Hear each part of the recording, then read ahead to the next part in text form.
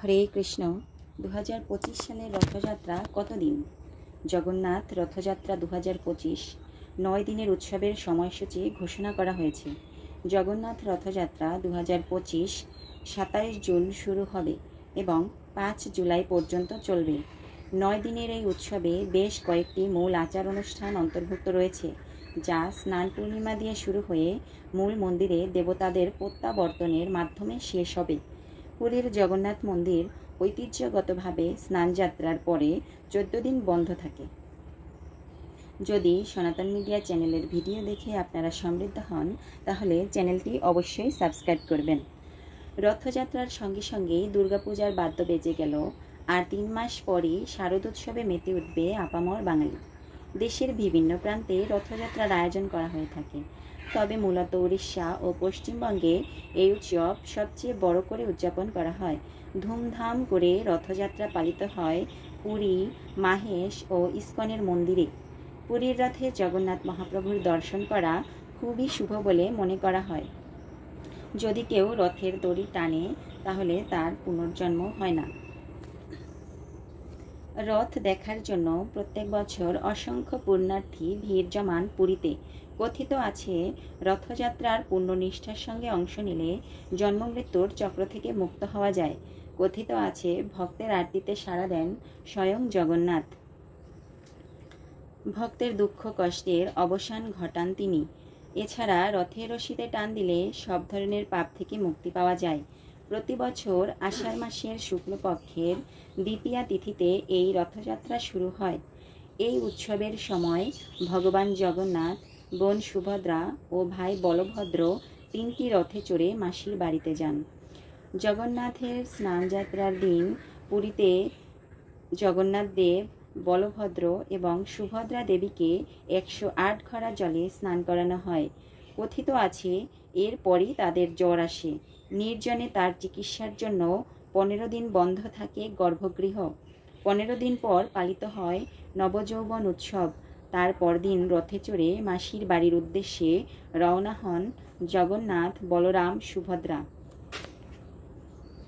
পুরীর রথযাত্রায় ভগবান জগন্নাথের রথে থাকে 16টি চাকা, বলভদ্রের রথে থাকে 14টি চাকা ও সুভদ্রার রথে থাকে 12টি চাকা। হলুদ, সবুজ ও নীল রঙের এই 3টি রথ তৈরির প্রক্রিয়া শুরু হয় অক্ষয় তৃতীয়া থেকেই। নিম কাঠ দিয়ে তৈরি হয় রথের কাঠামো। জগন্নাথ দেবের রথের নাম নন্দীঘোষ, বলরাম দেবের রথের নাম তালধ্বজ, সুভদ্রার রথের নাম দর্পদলন।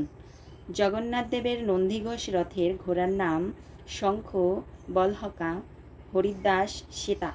বলরাম দেবের রথ তালধ্বজের ঘোড়াদের নাম তীব্রঘোড়া, দীর্ঘ শর্মা, স্বর্ণনাভ। সুভদ্রা দেবীর রথ দর্পদলনের ঘোড়াদের নাম রচিকা, মচিকা, জিতা এবং অপরাজিতা।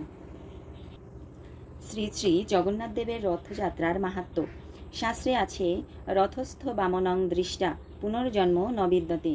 রথের উপর খর্বাকৃতি বামন শ্রী শ্রী জগন্নাথকে দর্শন করলে তার পুনর্জন্ম হয় না। এ বিশ্বাস অন্তরে ধারণ করে ভোর হতেই ভক্তরা প্রাণের টানে ছুটে আসেন প্রেমরথের প্রাণের ঠাকুরকে নিয়ে স্নানযাত্রার উদ্দেশ্যে, অর্থাৎ রশিতে টান ধরতে।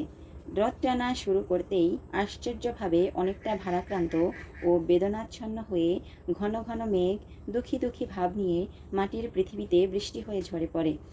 এই বৃষ্টিতে ভিজে ভিজে নেচে গিয়ে উচ্ছ্বাসের প্লাবনে মাতোয়ারা হন সবাই। সেই সঙ্গে সমান তালে বাজতে থাকে ঘণ্টা, বাদ্য। একদিকে পুরুষেরা শঙ্খ, ঘণ্টা, কাঁসা, ঢাক, ঢোল বাজিয়ে পরিবেশ মুখর করে তোলেন। অন্যদিকে নারীরা উলুধ্বনি ও মঙ্গলধ্বনির মাধ্যমে রথ টানার আনন্দ চিত্তে সামিল হন। রথ থেকে রাস্তায় দাঁড়ানো দর্শনার্থীদের দিকে ছুড়ে দেওয়া হয় কলা আর ধানের খই। প্রতি বছর আষাঢ় মাসের শুক্লপক্ষের দ্বিতীয়া তিথিতে বাংলাদেশ সহ বিশ্বের অনেক দেশে বর্ণাঢ্য অনুষ্ঠানমালার মধ্য দিয়ে শ্রী শ্রী জগন্নাথ দেবের রথযাত্রার উৎসব সাড়ম্বরে উদযাপিত হয়। শ্রীকৃষ্ণের দাপর যুগে লীলা স্মরণের পরবর্তী সময়ে জগন্নাথ, বলরাম, সুভদ্রা এ 3 রূপের পুনঃ উদ্ঘাটন এক আশ্চর্য সংবাদও বটে। শ্রী শ্রী জগন্নাথ দেবের রথযাত্রার সমাগম হয় লাখ লাখ ভক্তের। যার ফলে সৃষ্টি হয় সমন্বয় ও অসাম্প্রদায়িক চেতনা। সেই সঙ্গে রথ থেকে দেওয়া হয় আশীর্বাদ ও প্রসাদ। ভক্তবৃন্দ তা গ্রহণ করে হন কৃতার্থ। রথে থাকেন জগন্নাথ, বলরাম, সুভদ্রা। ভক্তবৃন্দ ভক্তি সহকারে রথরজ্জুর মাধ্যমে রথকে টেনে এগিয়ে নিয়ে যান।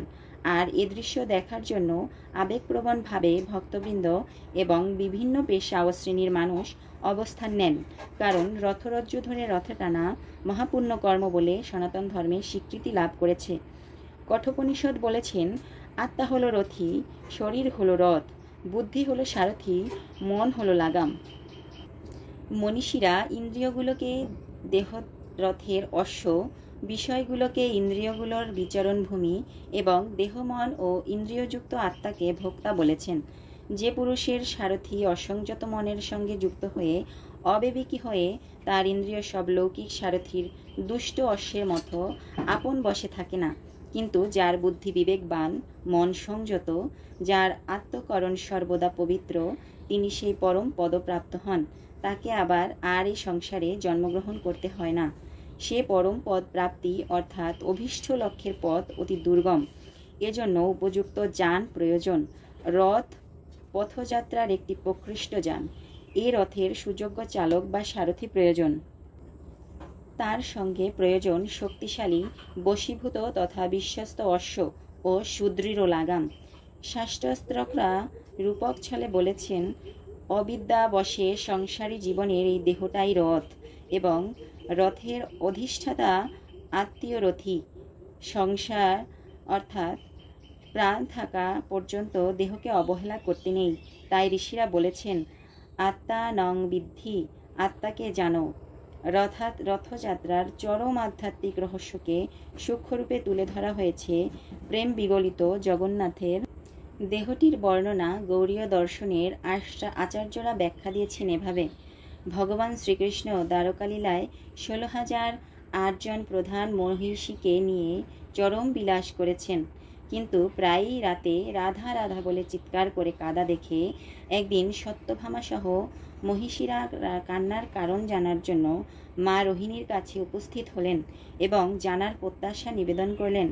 বন্ধুদের ব্যাকুলতা দেখে অত্যন্ত ভারাক্রান্ত হলেন এবং অন্তঃপুরের দরজায় সুভদ্রা বোনকে পাহারা দেওয়ার দায়িত্ব প্রদান করে বৃন্দাবনের প্রেমলীলা তত্ত্বের উপর বক্তব্য শুরু করেন।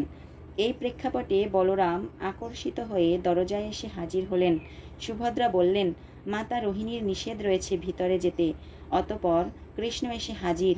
বোনের কথায় বলরাম ও শ্রীকৃষ্ণ দাঁড়িয়ে রইলেন। সুভদ্রার ডান দিকে দাদা বলরাম, বাদিকে কৃষ্ণ দাঁড়িয়ে ভেসে আসা লীলাকথা শুনতে থাকলেন। এ মধুময় প্রেমতত্ত্বের আলোচনা শ্রবণ করে 3 জন প্রেম বিগলিত হয়ে বিকলাঙ্গ হয়ে গেলেন।